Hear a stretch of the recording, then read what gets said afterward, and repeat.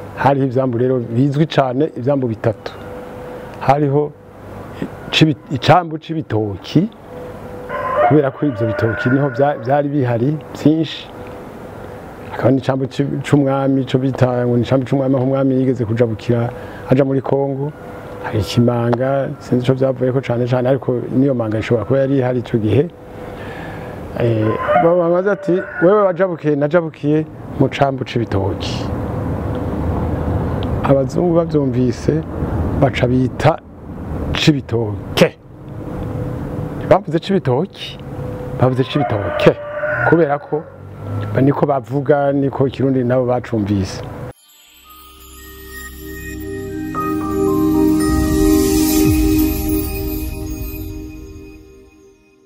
Amahoro neza. Jewe je nitwa Cyrille. Nkaba mvukira Cibitoke. Mvukira mu Cibitoki.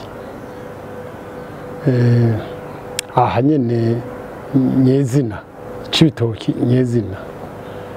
Nshatse kuvuga ko ari Butahana, ari Mabayi, ari Bukinanyana, bari mu Cibitoki. Ariko jewe mvukira mu Cibitoki nyezina.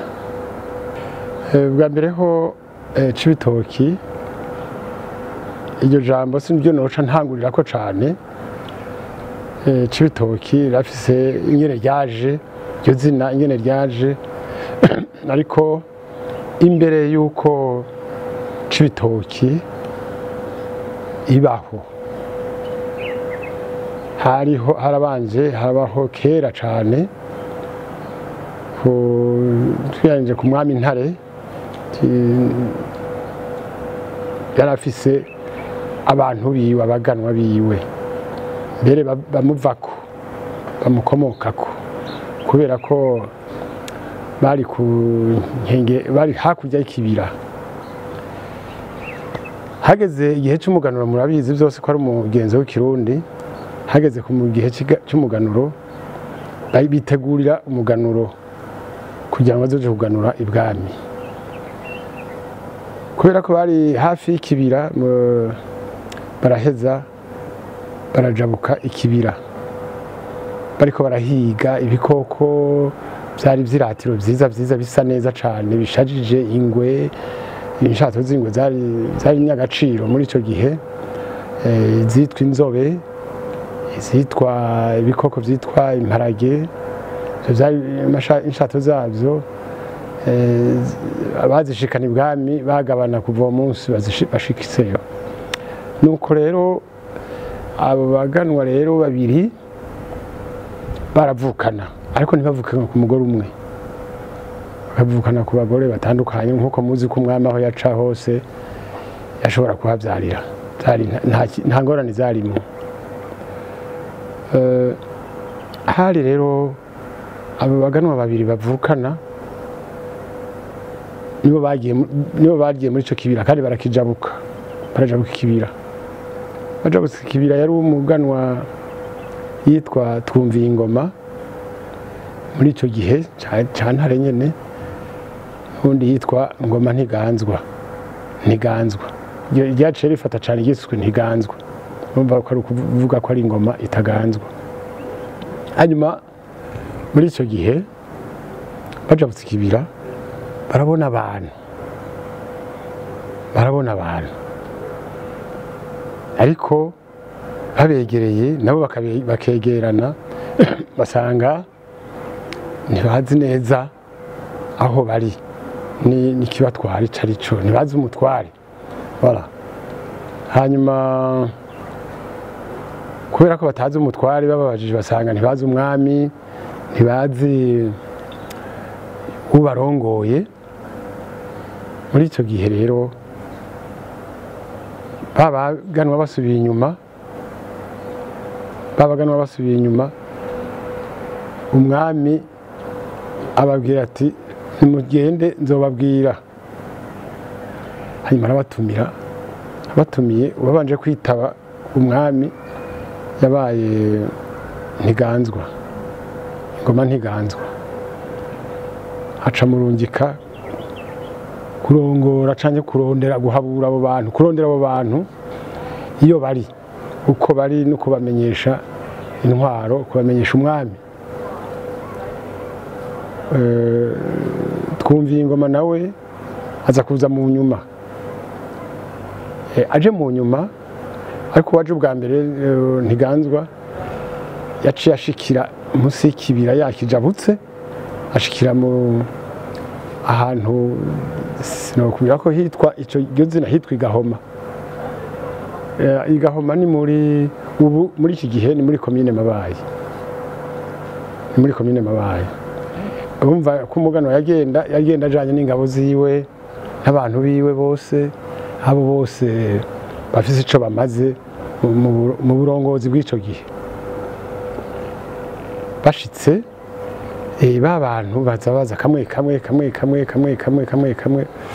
barateba, baraba abantu batari bake, ingo zitari nke.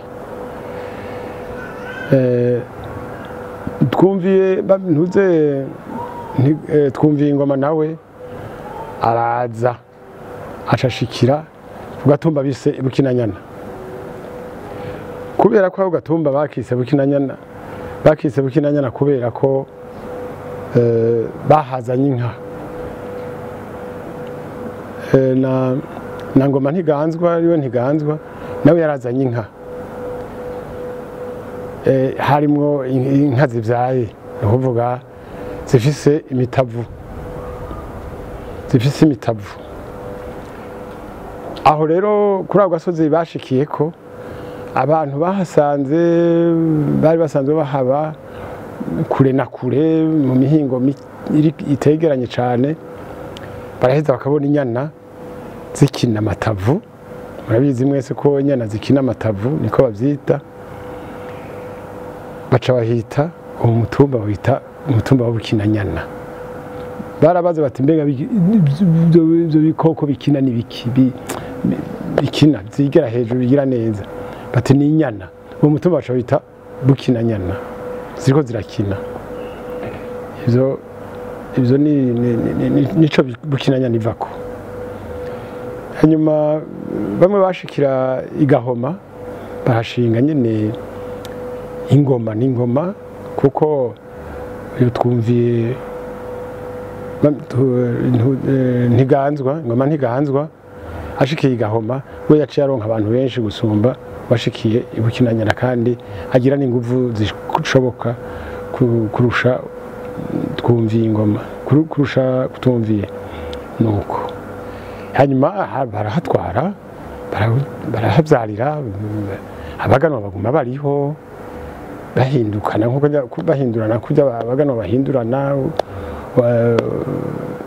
Mbe mvuge ngo bitavye Imana, bavuga umuganwa ashengeye akimika uwundi gutyo, kandi bakabandanya bakaja kuganura ibwami nkuko abaganwa bose babigira b'igihugu cose. Muri ico gihe rero birashika ko igikoroni c'abazungu caduka, igikoroni kiraduka, ariko imbere y'ico gikoroni harabaye intambara zo kwagura ico igihugu. Arico gituma rimwe na rimwe atari hake hariya za Mabayi, burya imbere y'iryo zina rya Mabayi, kubera ko bari bahagwaniye cane. Hari ahantu muri Mabayi nyene hajya bita mu Kabere, bahita kera mu Rusegamyampi. Urumva ko ari ijambo risigura bahagwaniye cane, intwari zahagwaniye. Nuko hanyuma rero haje ubukoroni bw'abazungu b'Abadagi, barabatwara barabakoroniza nyene nkuko muzi ubukoroni ngene bugenda. Hanyuma haragera ko ubwo bukoroni busubizanya ababirigi baje, harabaye intambara. Iyo ntambara ni imwe bita muri bita ngo 14 18, 1914 1918. muri icyo gihe rero abadagi basa n'abegerayo kubera ko ababirigi bamengo barabarushije ingufu, sindabizi cyane ivyo cyane gose, ariko basa n'ababarushije ingufu, baca baza mu kiyaya ca Rusizi bahashira ikambi ya gisirikare. Bashize ikambi ya gisirikare bica vyumvikana ko ariho bari bagiye kuba canke kurindiriraho ibindi ntazi baharinze, ivyo nivyo ari vy'abakoroni. Mu nyuma bamaze iminsi mike Rusizi iruzura, kurya inzuzi zuzura mu kwezi kw'igihe c'urushana, inzuzi ziruzura, Rusizi iruzura. Yuzuye aho bari usanzwe ico gihe bakihashika ntibabona izina bohise, kubera abazungu bahashize ubwato, no kuvuga ubwato bwo kujabukiramwo baja muri Kongo. Bari bafitaniye amakuru n'abandi bazungu ngira bari muri Kongo n'izindi ntwaro zo muri Kongo, bari bafitaniye imigenderanire. Bahashira ubwato bajwe mu giti bakabusoza. Sinzi ko abantu benshi bamaze kubona ingene basoza ubwato, kandi barabizi. Ubwo ruzi rero Rusizi rwuzuye, ruraheza ruhomboye, barwahitanye ibitoki, rushobora kuba inzuzi zuzuzwa n'indi myonga yabomotsemo ibitoki, biraza bica bishikira aho abazungu bari babaye. Ivyo bitoki ruzi rahombora, ibitoki biraca birahafata, insina z'ibitoki zirahafata, zihafashe zirasagarara rwose, kuko ziba zifise ifumbire ikomeye cyane y'uruzi, nkukura y'uruzi. Abantu rero hariya ibukinanyana, imabayi, aho biti Gahoma ya kera, niho hari umugwa mukuru. Haca ujabutse aja muri Kongo, kuko muri Kongo bari baratujije gutera imbere kuva kera. Ujabutse aja muri Kongo aja kugura isuka, aja kugura impuzu, ko muri ico gihe muri Kongo bari bamaze kubishikako. Ugiye kugura isuka, ugiye kugura impuzu, ugiye kugura ibindi bintu bambara byitwa budede, aribwo bambara mu izosi. Abantu bifise barabwambara mu izosi. Mu gushaza kwabo kw'ico gihe barambara ubudede, bakabutungira bakabushira ku tuzana bita impevu ziva mu biti vy'ishamba.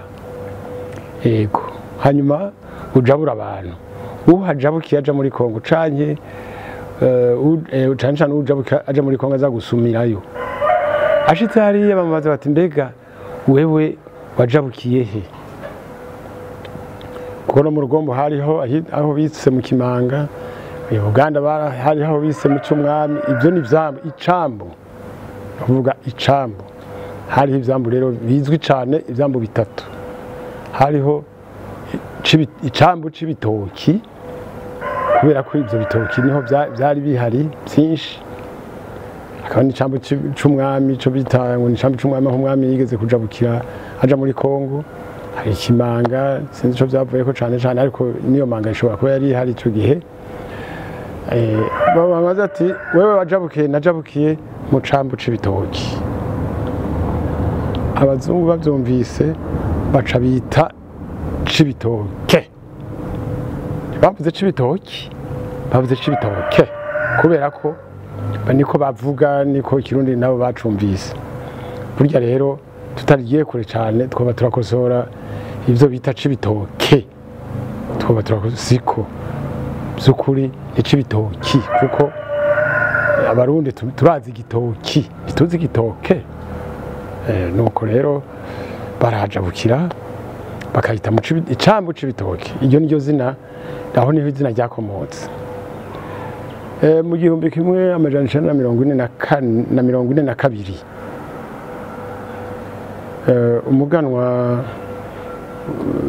w'ibutahana w'igahoma nyene butahana kuko muri icyo gihe cy'ubukoroni bwose ibutahana yitwa susheferi mu kirimi c'abazungu bahita susheferi sinzi nico bisigura ego hanyuma muri icyo gihe cyo 1942 umuhungu w'amatumba yitwa Ngendahayo Aloise yari yarize bamwe biga Astrida biga ibintu byo gutwara n'ibindi hanyuma rero umwami aramusaba baza ati mbega muganwa amatumba none wewe uzoguma ibutahana ibyo kwihubuka ibyari byarahavuye canke uzokwihubuke ateka ati jewe nzoja mu Cibitoke umva ko izina ryari ryamaze gushikayo ati jewe nzoja mu Cibitoke mu Cibitoke ibyo hageze ko yimuka nawe yimukana n'ingabo ziwe mva Cibitoke ndiko ndayivuga ingene iziryo zinaho rizanana yimukana n'ingabo ziwe n'abantu biwe n'inka ziwe yarafise inka nyinshi n'abantu bafise inka nyinshi barimuka abazungu b'ababirigi kuko nabo bari bamaze gutwara igihugu baca barimukana susheferi bayizana mu Cibitoke bayishira mu Cibitoke abariho hubaka bashira amabiro yabo makuru by'amasheferi mengo byahavuye bihinduka byitwa arrondissement murumva rero ko n'iryo jambo naho Cibitoke yavuye aho niho Cibitoke yavuye kuri icyo cambu abadagi bari bashizemo ubwato abantu bakahaca bajabuka imigenderanire yo muri Kongo no Burundi bakagirana imigenderanire bagasumirayo abakongomani abanyekongo bagasumira mu Burundi abarundi bagasumira muri Kongo ubu hajabukeye yavuga ko yajabukiye mu cambu Cibitoke ababirigi nabo baje baca bafatiraho bati mu Cibitoke muvyo maze kubona bitari bike aho umuzungu yaciye n'undi buke yarahagaruka kaca urumva rero mu nyandiko zose banditse ubu ibyo bise arrondissement baca bayita arrondissement Cibitoke intara canke province yari Bubanza urumva ko Bubanza niyo yabyaye mu butware mu gutwara niyo yabyaye Cibitoke none ubu Cibitoke nayo yarabaye intara urumva ko turi mu ntara ya Cibitoke rero uko niko Cibitoke ijambo Cibitoke intara yitwa Cibitoke abanyecibitoke nico bikomokako usanzwe nta kindi gihambaye cyane bikomokako za Rugombo ahehe ubutware bwaje bugira amakomine Rugombo kera imbere yuko hitwa Rugombo naho nyene turashobora kugira ico tubavuze ko Rugombo yari harabaye abadagi muri icyo gihe cy'abadagi niho haje imbuto y'imyumbati uko iyo myumbati izo mbuto z'imyumbati zazanywe n'abadagi imbere yuko biza hitwa mu Kididaguzo abantu baho bahita mu Kididaguzo ico babikuye ko nico ntazi cane ariko ndazi neza ko navyumvise ko bahise hitwa kera mu Kididaguzo iyo myumbati iyo mbuto y'imyumbati niyo bita ibigombo ino mu Cibitoke tubyita ibigombo hari abandi bazita ibikotikoti hari abandi bazita ariko twebwe ino mu Cibitoke tubyita ibigombo urumva ni mu Rugombo aho imyumbati yatanguriye sinzi ko ari Kidagi sinzi ko ari Kirundi ibigombo ariko ni iryo jambo aho icyatumye hitwa mu Rugombo abantu bose bashoboye kurima imyumbati niho bakuye iyo mbuto y'ibigombo nuko rero niko amazina agenda araba. Nidondoye kare mvuga ko ndi Imana ariyo Cyrille, nkaba navuze ko mvukira mu Cibitoke nyezina, sinavukiye Bukinanyana, sinavukiye Butahana canke Mabaye, sinavukiye ahandi, navukiye mu Cibitoke. Nkaba mfise uno munsi mfise imyaka 67. Ibi bintu ndiko ndayaga ndabayagira ntabwo arivyo niboneye, narahagize amahirwe jewe narayaronse yo kwicarana n'abantu bakuze kuva nkiri muto. Nakunda kwicara abantu bakuze bashaje bangana n'ukungana uno munsi canke basumba, nkumviriza inkuru zabo kuko ivyo babiyaga nkavyumva, nkugira nkabaha utubazo nkababaza bakansigurira. Nukuri sibyo nabonye, ariko nabiyagiwe n'ababibonye. Cyo nico gihambaye cyane bose, kuko si inkuru nasomye mu gitabo, ariko igitabo canje baraba basokuru twaguma twicarana kenshi, nakunda kwicara iruhande. Ntabwo nabyo nasomye, nuko nabiyagiwe n'abantu bakuze bavuga ukuri, bakunda kwicarana. Urabona ko kera abantu bakuze bari bafise ahantu bahurira bakicara, nanje nababona kabegera naho atajambo nari mfise, ariko narabumva. Hama ikindi kintu gihambaye gose, jewe mvyagwa n'umutama yitwa Bagwiza Yohani, yarashaje, yaramaze igihe kitari gito. Kuko nawe yaraciye ubwenge, yari nk'umuntu aciye ubwenge, yaraciye ubwenge bikwiye. Yarambwira byinshi cyane, yambwiye byinshi mu bijanye ukubaho cyane cyane ku intara yacu, n'ukundi kubaho mu buzima. Ndagira Imana ndamwumviriza bikwiye, ibyo myagiye bitwenza, aho yobimbwira inshuro 5 nabitwenga nkaho umengo niho nkibyumva, kugira ngo nawe aryoherwe, kuko yapfuye amaze imyaka 100 irenga ku imyaka 6.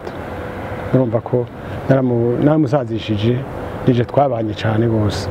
Nico catumye nanje ibyo yambwiye yabisubiyemo kenshi, n'abandi babisubiramo kenshi, nani nkashimba kuvyumva. Uko babivuga niko byampimbara.